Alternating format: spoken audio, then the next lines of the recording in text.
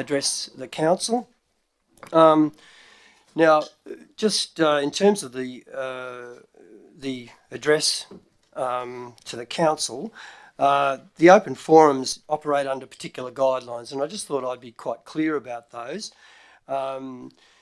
Primarily, the key issues are that people need to remember that they have no privilege, so that when you do speak, you've got to remember that you're still subject to any claims of defamation if you choose to name anybody.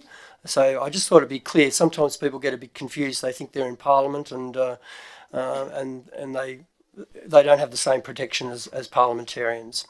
I'm certainly looking forward to hearing from everybody today.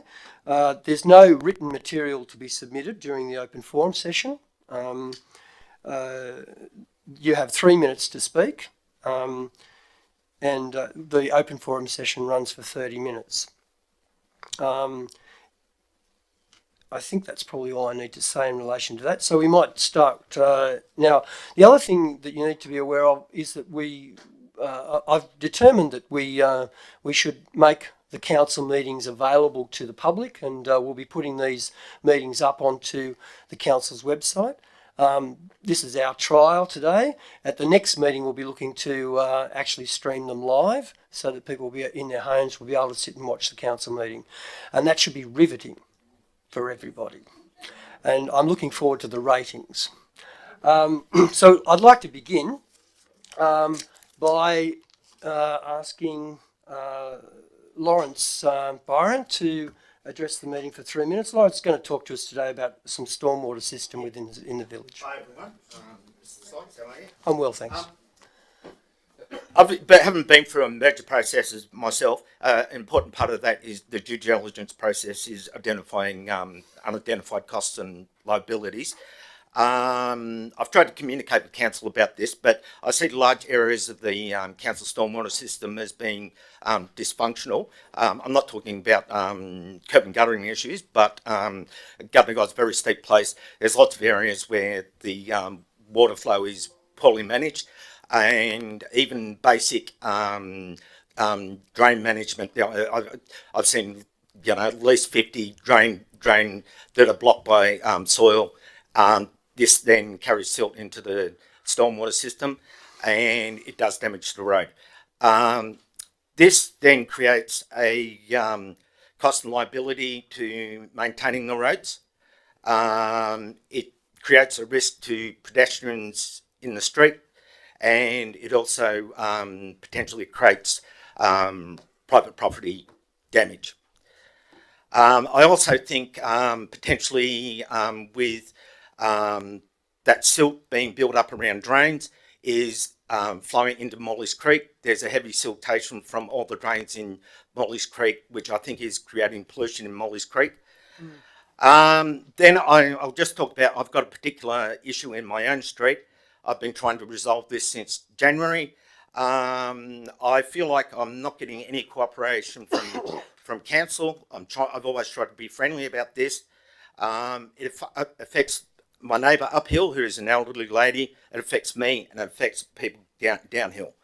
The feedback I've got from council, I felt has just dismissed the issue and has done nothing to say, let's sit down and resolve this issue together.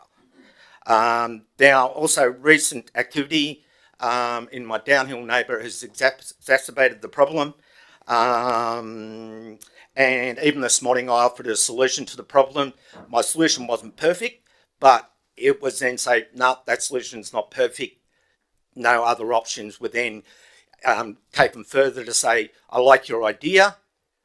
I even offered to build a solution, but my idea wasn't then picked up and say, well, what other way can we work with this?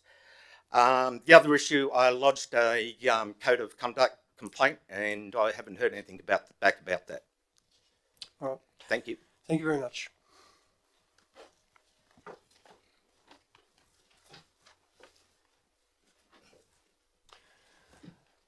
Michael Kingle, you're up next.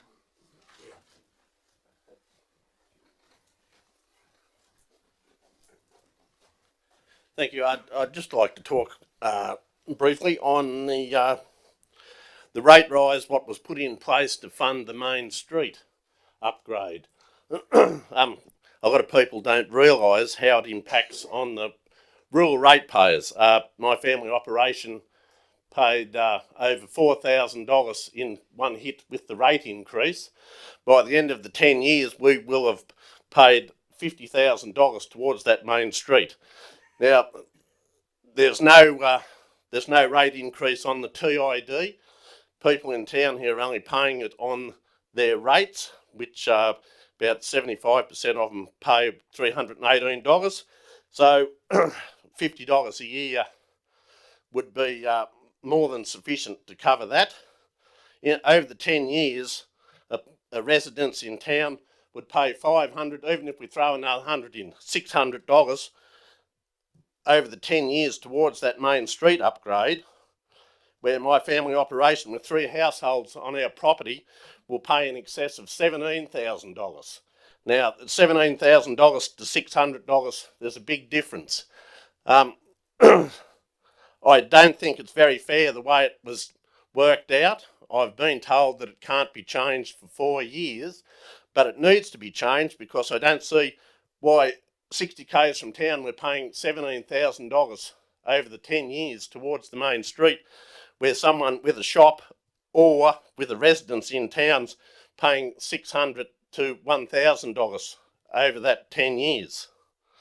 So there's needs to be something done there, because the rural ratepayer is the one that's paying for that main street. I'm not the only one family operation that's paying $50,000 over that 10 years. Our rates are up to a bit over $30,000 per year, and I'm not the Lone Ranger that's paying 30 grand a year in shire rates. And I'd just like that looked at sooner rather than later, if we can get it worked out before the 4 years. Because I don't see why we should be contributing so much to it when we're 60 k's out. We haven't got a business in the main street. We're not walking up and down the main street every day wearing the pavement out. Also, with the signs, there was a bit of gut aching about the signs being pulled down. Now, I had to laugh with the Gundagai paper, had a picture of the $4 million upgrade sign that was going to be pulled down. Last I heard, that upgrade's up to about $5.2, $5.3 million. So that sign was incorrect anyway at $4 million. Right, thank you. Thank you, Michael. Michael has spoken to me about that previously, and I've indicated that I intend to have a discussion with the Minister for Local Government about what options there may be. Trevor Glover. Thank you, Trevor. Thanks, Steve. Ladies and gentlemen, thank you. I wish to raise some issues about the Coolac transfer station. Whilst I wasn't at the meeting that held in Coolac the other day, when the Coolac tip was being closed, I was the secretary of the community group that was formed to set up the Coolac transfer station. And unfortunately, I believe that there was some misinformation. I won't say purposefully, but there was some misinformation, I believe, in the use of the word trial. Now, the Coolac transfer station was set up because the tip was being closed, and it was the option that we had was to have the transfer station or come into Gundagai. It wasn't a trial to see whether it was going to work or not. It was there as the option for our garbage services.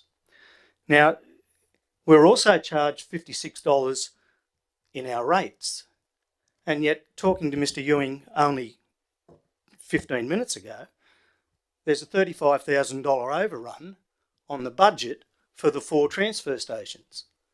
Now, the $56 that we were charged was for a self-funding transfer station. So I don't understand where the $35,000 overrun has come from. It sort of concerns me greatly that we are, or I have heard, that there may well be a closing of that transfer station as we know it, get rid of the skip bins, and institute some sort of wheelie bin system. Now, I have several issues about that. But the issue that I take greatly at is that Stockenbingle and Wallenbean have been two of the villages that have been used as examples, and yet both of those localities, their demographics are totally different to Coolac and Muddamar. Absolutely totally different. So I'd like to be able to see some sort of cost analysis on the benefit of closing the skip bin and setting up a wheelie bin system. I'm also of the belief that Gundagai had put into a budget roughly $200,000 to buy a skip bin type truck that would lift up the bins, etc.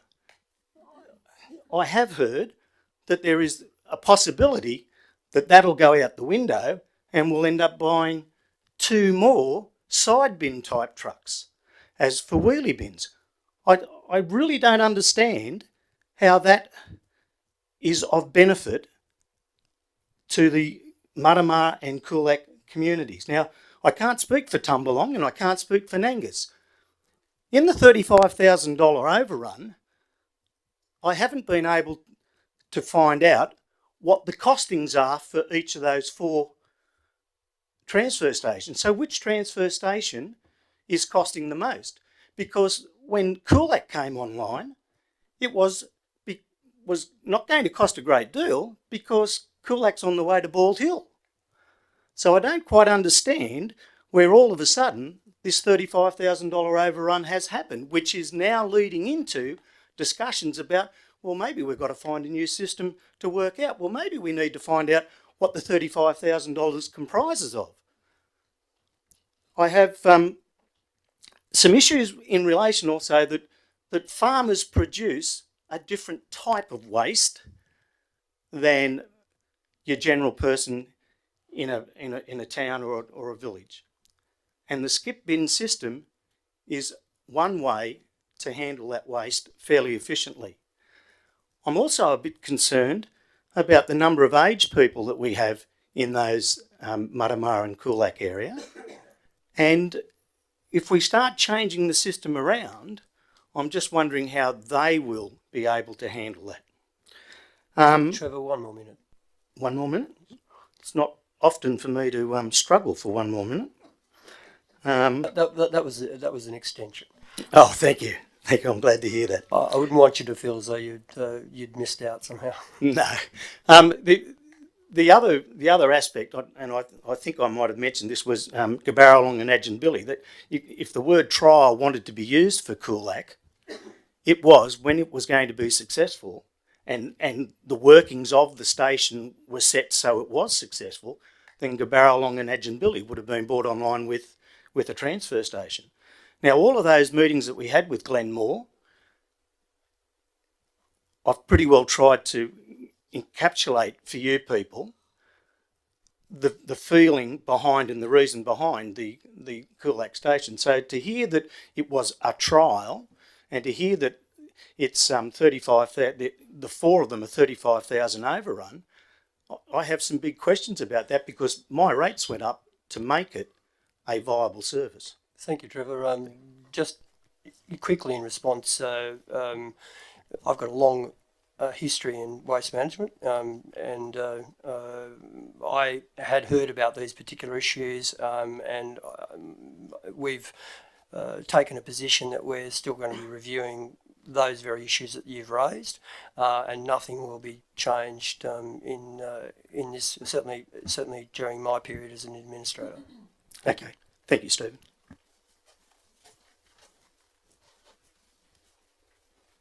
Gordon Lindsay.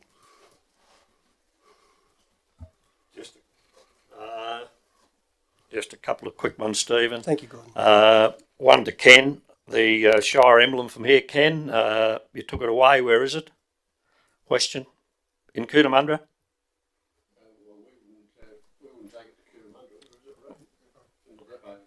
Well, yeah, well, that's all right. Well, as long as it's still here, we maybe it might be replaced out here one day, but if not, it'll go to the museum. So I'm pleased that's where it is. It hasn't left the place.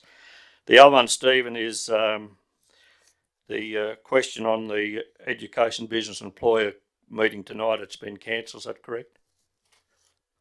Yes, my understanding was that there weren't sufficient people going to be able to attend. However, I had a discussion with Penny on Sunday, and since then we've had a chat, and if we can corral 15 or so people together, we'll reorganise another time, probably next week when it's convenient for everybody, because I think it's very important that particular focus groups go ahead. Well, can I just say something? A lot of the business houses didn't receive an invitation to that. I think there is a database out here that which you could have got their emails and that, and they didn't receive them. And I wonder how a woman in Wagga received an invitation to it. And I know she's spoken to you, but she's also spoken to me. Yes. And I wondered how that happened. But yet our business houses haven't received it. That's all. Just in relation to that, I'm not absolutely sure about what happened in relation to the business houses, but certainly the person in Wagga had indicated on the website she joined and ticked the box which said that she'd happy to receive emails. So in terms of the privacy provisions, she ticked the appropriate box to say that she was happy to receive emails. I think obviously that was from the Gundagai Council. However, under the proclamation, it's the same legal entity. But I take the point, and I'll have a look at that straight after the council. Yeah, it might be good to have a look at that. What I'm saying, the database, and Yep. and make sure the business house get it, because a couple of business houses asked me today and they hadn't received anything. Oh, okay. So, Look, thank you very much for that. Yep. I appreciate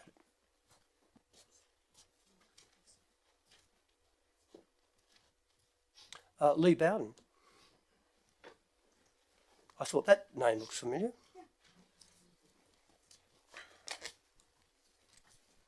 Good afternoon, everyone. I'm very pleased to be able to continue on from that last point.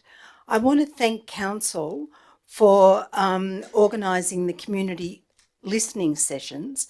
There was one that I just attended. I'm from COOTAMUNDRA, by the way, and I came over to listen to what the people of Gundagai's concerns are about the future of the COOTAMUNDRA-GUNDAGAI Regional Council if the councils do remain amalgamated. It was facilitated by Source Communications. Dee and Lynn did a fantastic job. I was really interested in hearing about it because one of my sons and his wife and 2 daughters are planning on moving to Cootamundra in July, and I would like to know that there is hope for the region, that there will be jobs, and there are schools. We know that they're fabulous. So that was really good. But the other thing I learned, I came with a little bit of trepidation, thinking, yikes, Gundagai, they hate us. And what I found was a very warm welcome, met new friends, some of whom I will stay in contact with, and it was a very successful afternoon. So thank you, and I recommend that people who are interested in organising the business one for Gundagai, go ahead. It was brilliant. Thank you. Thank you very much.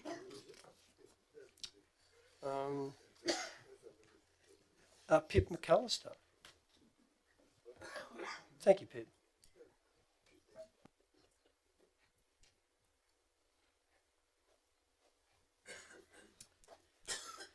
Thank you. I just firstly want to make a comment on the 4 Gundagai transfer stations.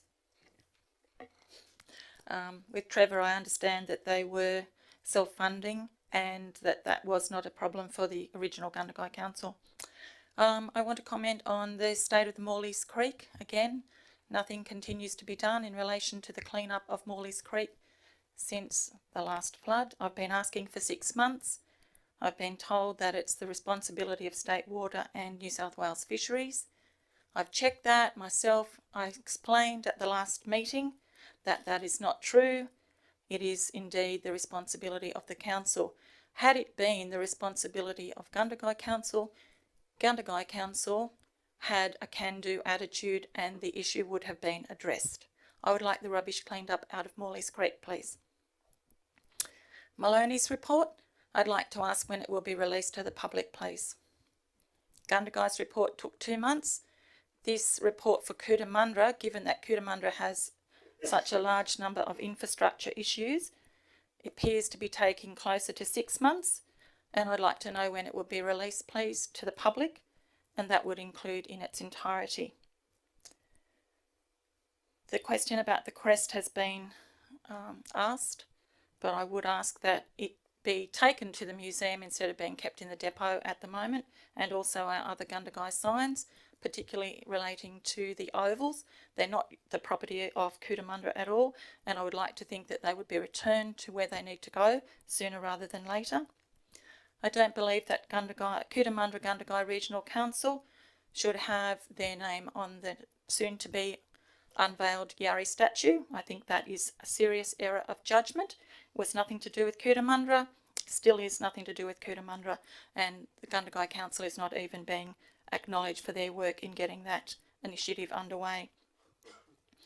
I'd like to ask a question about why you need so many consultants to help you get out of the mess that we're currently in. Gundagai was very competent, financial, and able to carry out community tasks as requested by the community in a timely manner, and we seem to now be wasting a huge amount of money on your friendly consultants, and they do seem to be your friends, many of them.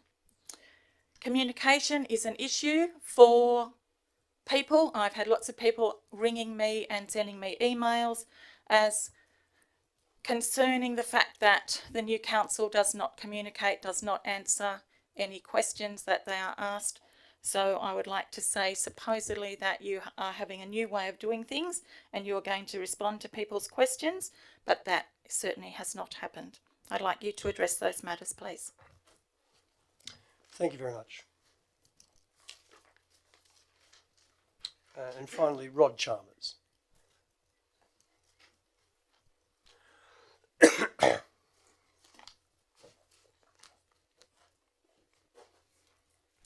Good afternoon. The first question is, when will we see the peer review?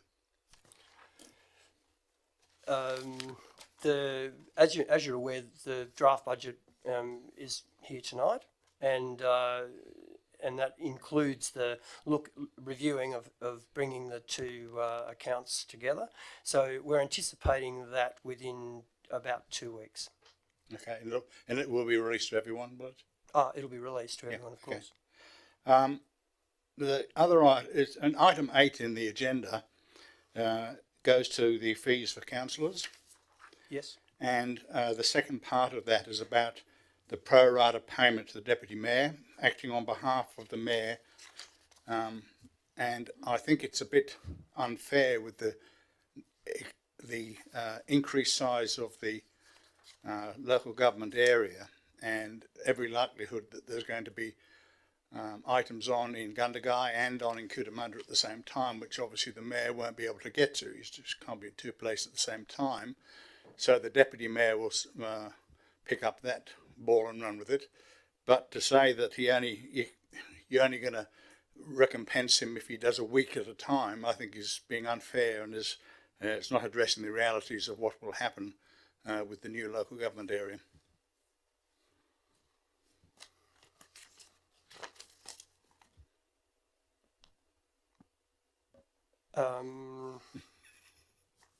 It's a good point. Okay. I shall think on it between now and item 8. Righto. Thank you, Rod. And lastly, I'd just like to compliment the council on the new logo. Thank you. Thank you. Well, thank you all in one. Thank you everybody for your contribution and Can I have a word? questions. Nancy, of course you can have a word. Thank you. It's only very brief. Thank you. I went to the thing across the road, which I thought was a dreadful waste of time, and I did ask how much the consultants were being paid and that sort of thing. But speaking from Tumbalong, we're very happy. I believe the Tumbalongites are happy with the way our garbage is dealt with. Are we happy? Nobody's going to say a word. The idea of just putting wheelie bins somewhere seems to us ridiculous. The other thing, which is very important to me, because I've done the Australia Day thing and I've been interested in what we do here. We have that sign up there talking about the Citizen of the Year. And for years I've wanted it somewhere where the public can see it. And I've been told, no, since you did the thing out there, there's nowhere out there. I would like it to be put on the way to the library. I'm sure there's a spot there, and I can't get anybody to agree with me because you're the bosses, and I would like to know if you're going to do something. That's all I want to say. Thank you very much. That brings us to the end of the presentations of the speakers. So we'll now move on to the council meeting.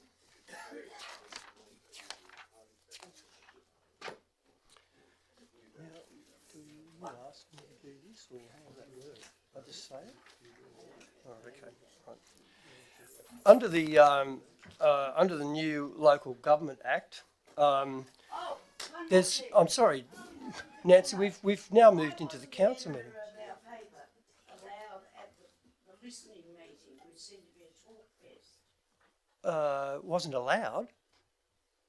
Were you told that you weren't allowed to report? Oh, you weren't allowed to report on it. I thought we had a democracy. I wasn't aware of that, to be honest. I'm sorry. Thank you for raising that, Nancy. Okay, I'm moving on to now the affirmation. Under the new Local Government Act Governance Provisions 2016, I'm required to undertake the following. I, Stephen Sykes, solemnly and sincerely declare and affirm that I will undertake the duties of the office of councillor in the best interests of the people of COOTAMUNDRA-GUNDAGAI region and the COOTAMUNDRA-GUNDAGAI Regional Council, and that I will faithfully and impartially carry out the functions, powers, authorities and discretions vested in me under the Local Government Act 1993 and any other act to the best of my ability and judgment. So having done that, it means that I'm now able to carry out the formal business of the council. I'd like to begin the council meeting with an acknowledgement of country. I would like to acknowledge the Wiradjuri people who are the traditional custodians of the land that we are meeting on today. I would also like to pay my respects to elders, both past and present, of the Wiradjuri nation and extend that respect to other Aboriginal people who are present today. Now move to the adoption of the minutes. That the minutes of the ordinary meeting of the council held on Monday the 10th of April 2017 be confirmed as a true and correct record of the meeting, and that the minutes of the extraordinary meeting of council held on Friday the 28th of April 2017 be confirmed as a true and correct meeting of the meeting. I've so moved and resolved. The next agenda item is a recognition of the previous administrator, Christine Ferguson, and I just wish to place on record my appreciation for the work that had been undertaken by Christine over the past 12 months prior to my taking on this role as the administrator. In my engagement with various parliamentarians and others, it's become clear to me that Christine's undertaken a significant amount of work in terms of lobbying for funding for the COOTAMUNDRA-GUNDAGAI Regional Council, and most especially in respect of the sewer treatment plant, which we're all aware, I trust we're all aware, is at a critical stage. I'm advised by engineers and the EPA that in the next flood there is a strong risk that a large portion of the sewer treatment plant will in fact wash away. And I'd also acknowledge that that Christine was of assistance to me in taking up the role, and spent a day or so just taking me through who she had spoken to. So I'd like that this comment to be recorded in the minutes, and I'll provide the full text to the General Manager. So that's so resolved. Now move on to development and building. We've got a request to vary the Cootamundra Development Control Plan 2013 to increase the maximum floor space for a shed at 325 Parker Street, Cootamundra. Do we have any comments from the staff in respect of that? And there are no comments. There's an existing shed on the site, and so this is really replacing the shed. It's just a little bit bigger than that's currently provided for as an exempt development under the local environmental plan, as I understand it. So I'll move the recommendation and so resolve parts 1 and 2. 3, request to vary the COOTAMUNDRA Development Control Plan to increase the floor space for a shed at 10 Rathmells Lane, COOTAMUNDRA. I'm satisfied that that's not going to cause any particular concern to the neighbours, so I'll move the recommendation, part 1 and 2, and so resolved.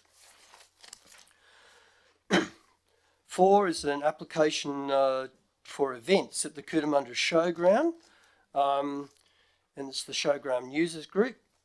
And there are conditions relating to this particular development consent which primarily relate to the noise and the noise level that that is allowed to emanate from that site. And during B&S balls, there's also an exclusion zone near the neighbours, which I think is eminently sensible. It's been a long time since I've been to a B&S ball though.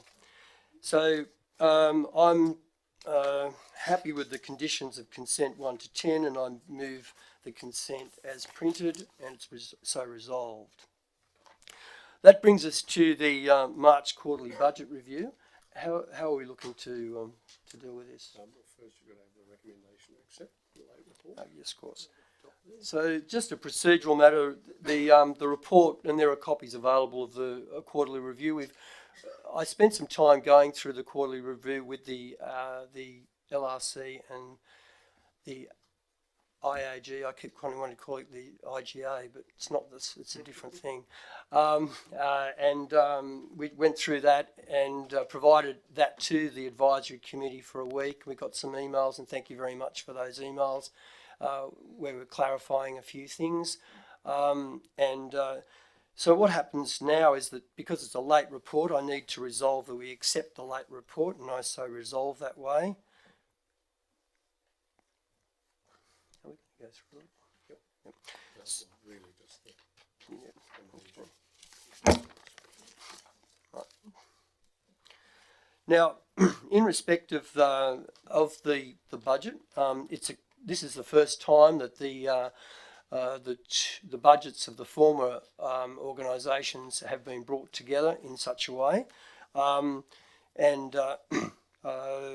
there are some extraordinary items in relation to this year's income, so that the federal government have announced that they're going to pay the financial assistance grants early. That way they get them off their balance sheet this year and helps their deficit next year. And that total amount for the forward payment is $2.4 million. Council has received $1 million in capital grants and contributions, and that's in this financial year. Yep. And sorry? In the last quarter. In the last quarter of this financial year, we will receive that. So that, along with the then payments to 46 community groups of $1.1 million, and a slight adjustment in the estimates from the previous budget, the original budget of $61,000, means that next financial year there will be a deficit as predicted of in the order of 1.7. No. This is for this year. This year, sorry. This year is going to be a surplus. And Oh, sorry, yes. it will be... Yep.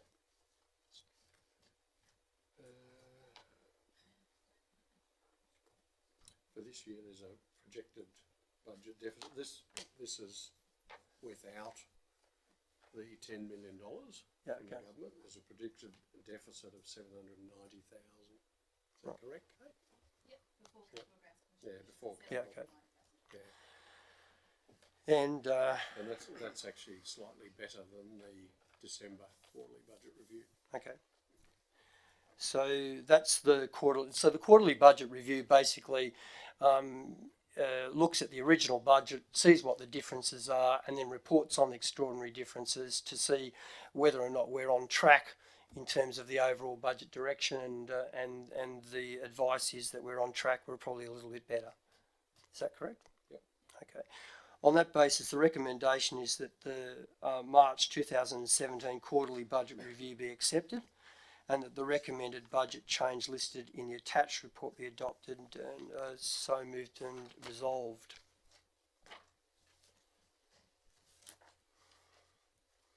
Number 6. Number 7, the investment report. Oh, sorry. So number 7 is the investment report. Do you need to talk to that at all? Okay. All right. The recommendation is that the investment report be received and noted, and basically the investment report sets out how we invest our funds that are held in trust and that are held in the general fund and in the trading funds. So I'll so move that, and it's resolved. That brings us to item 8, is that right? The draft operational plan for public exhibition. So the draft operational plan sets out what the budget will be for next year, but it also shows, including capital, what the surplus is in this year's budget. Do we want to? No, because we haven't included this year. So this this is just a draft plan for next year, and the 3. Can you press your button, please? Sorry, where am I? Underneath there. Here we go. This draft operational plan, which is that document there that there are a few of around, really sets out next financial year, which is 17-18, and then projects that for the following 3 years. So that's the delivery program period.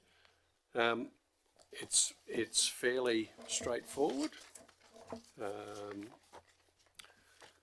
As we've got in the report there, it goes through.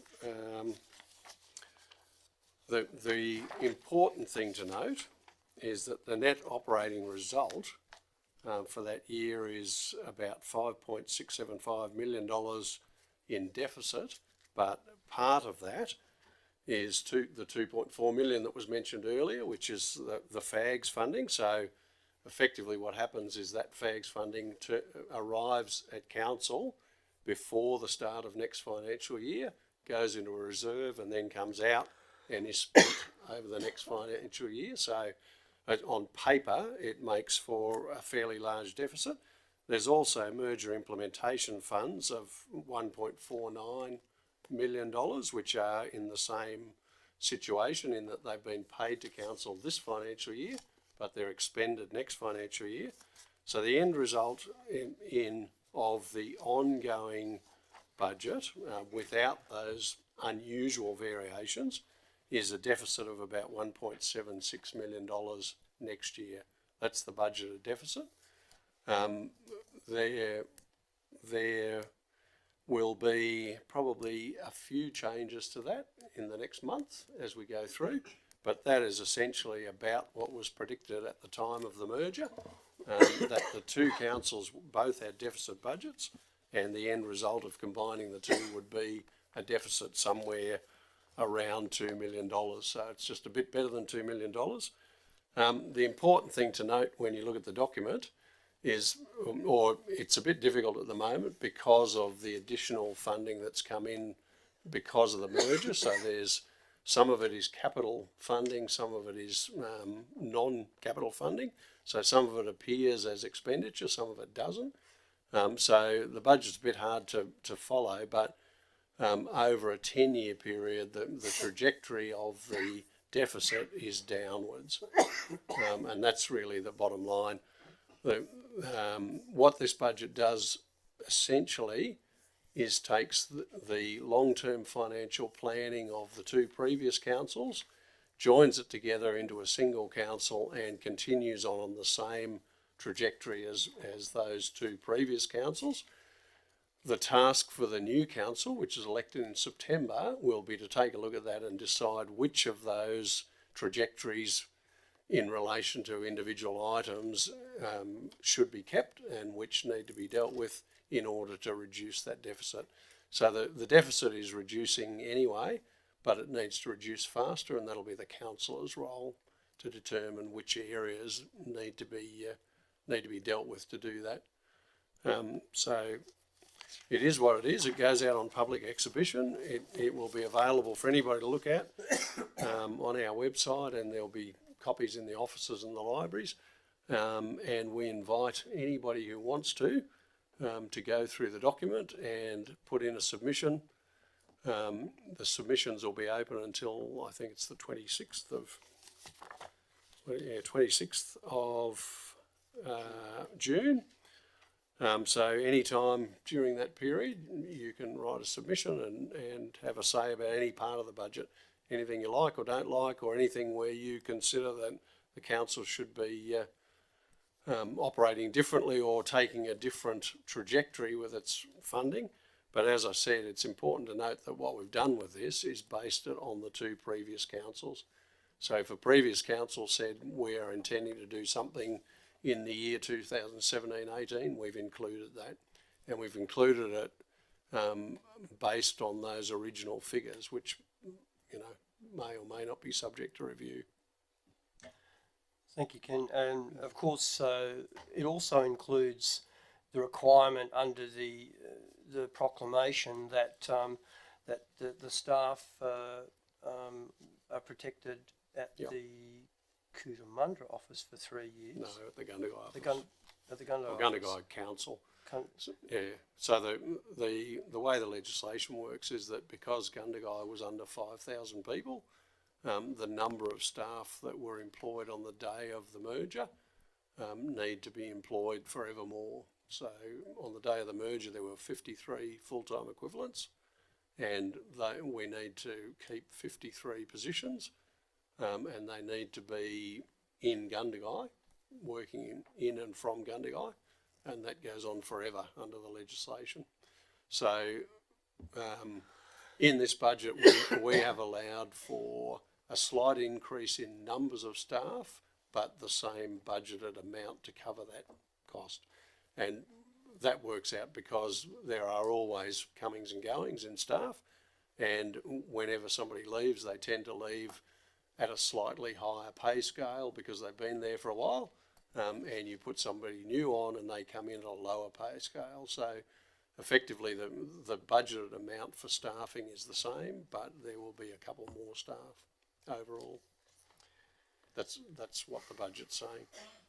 Now, in terms of fees and charges, the fees and charges, because there are some differences between the two former organisations, there's been some, I suppose, sensible approach taken in terms of looking at the lower fees and working out where the best fit is between the higher and the lower fees in order to deliver an equitable outcome and to ensure the sustainability of the organisation.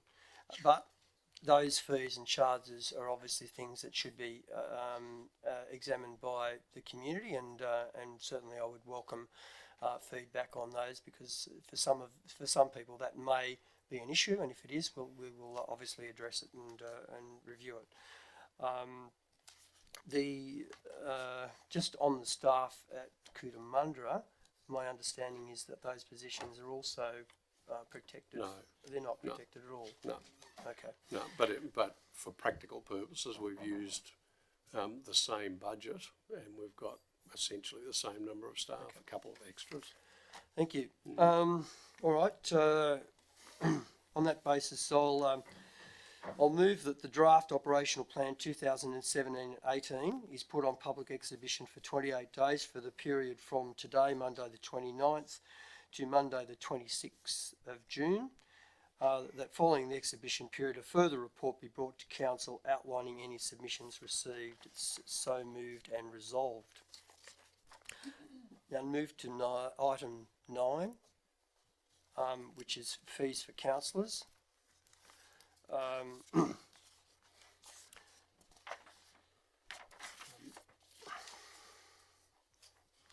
Can I just say that these are statutory That's what I fees. thought. I was just And going to check if they there were is- statutory. There is no deputy mayoral fee, Yeah. but the council can choose an arrangement of its own. So what this is doing is just adopting the statutory fee. And the council later on. Given can the choose if they want given the fact that they are a statutory arrangement, and given that the new council can choose to vary those at any time, I'll move the recommendation and add part 3 that the council, when elected, may choose to review the fees for the deputy. for the deputy mayor. Yep. So moved and resolved. Item 10 relates to the audit office. Under the change provisions of the 2016 Local Government Act, there are now requirements for audits to be undertaken through the New South Wales Audit Office. So they're not from accounting firms that are appointed by the councils. So this was part of the recommendations under the Fit for the Future program. Not only are there financial audits, but there will also be audits in relation to the operational efficiencies of the councils. They won't be conducted every year. They'll be conducted at various times.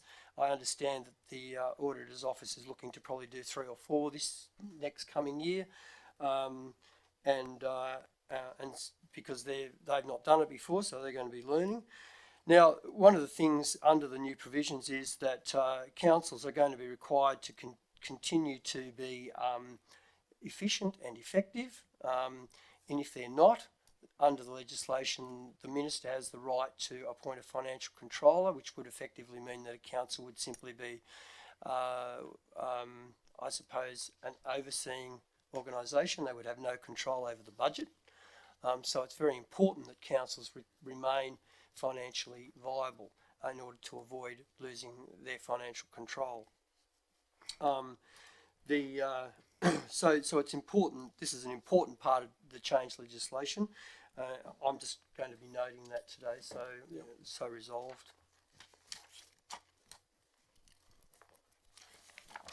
Part 11, appointment and remuneration of the General Manager. As most of you are aware, the existing General Manager, the interim General Manager, will be leaving Council on the 2nd of June, and I've appointed Mr. Alan Dwyer as the interim General Manager on the same terms and conditions as the existing General Manager, and the information is for noting. So that's so resolved. That brings us to item 12, which are the tenders for replacement of plant. And I'm pleased to see that the plant that is the lowest price has been recommended. I'm not about to tackle the staff on this one. It's a Hino truck, and apparently we've got similar trucks already there. So on that basis, I'll move and resolve the recommendation. And the final item on the agenda is the replacement of a low loader semi-trailer plant number 1015, which is a 1983 freighter low loader. The recommendation is that Council provides delegated authority to the Director of Operations to approve the purchase of a second-hand low loader semi-trailer up to the value of $120,000. Just by way of explanation, the changes in the local government legislation also now provide councils with the ability to delegate the acceptance of tenders in certain circumstances, provided that doesn't mean that they're outsourcing existing work that the council staff already do, which has to come to council. So I'll move that and so resolve.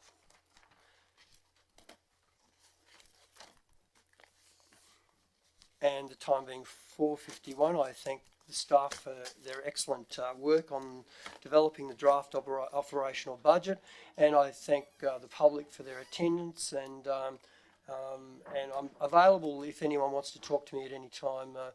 Please contact the council. Thank you one and all. The meeting's closed at 4:51.